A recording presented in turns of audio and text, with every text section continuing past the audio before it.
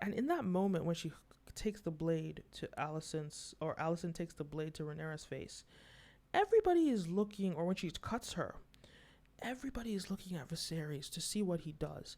What will he do?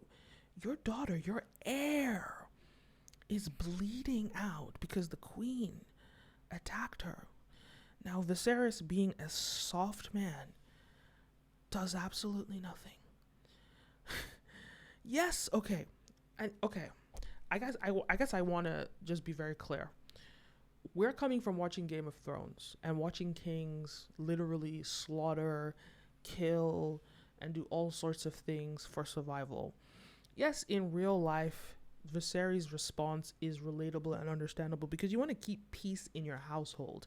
This is your new wife. It's not like Viserys was out here getting a bunch of women pregnant, having a lot of baby mamas, having a lot of like polygamous settings. No, Viserys was an honorable man who lost his wife, an honorable, loving man who loved his wife deeply and dearly, and loved his wife deeply and dearly, and lost her.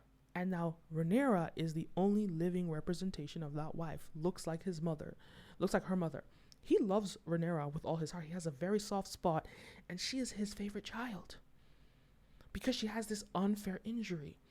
Now, she is not only his favorite child, it's very clear and blatant in this whole scene to Alicent how much that he prefers Rhaenyra and his situation from before to her and her sons. This is why she's begging him to see her. He's begging him to support her.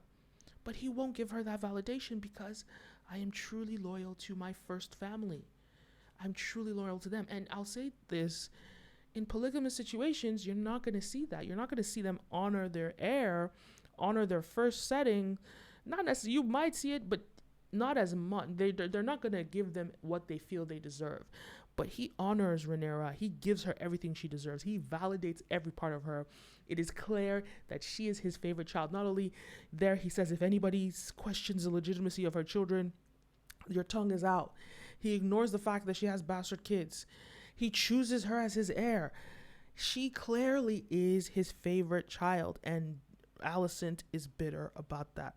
But Alicent, yes, you've spent all these years, you've done all this stuff, but don't forget how you came there. Don't forget, and that's the problem with second wives or whatever. You forget how you came there. You got there for selfish ambition. You put yourself in that position. And this is part of why there's a lack of respect for you.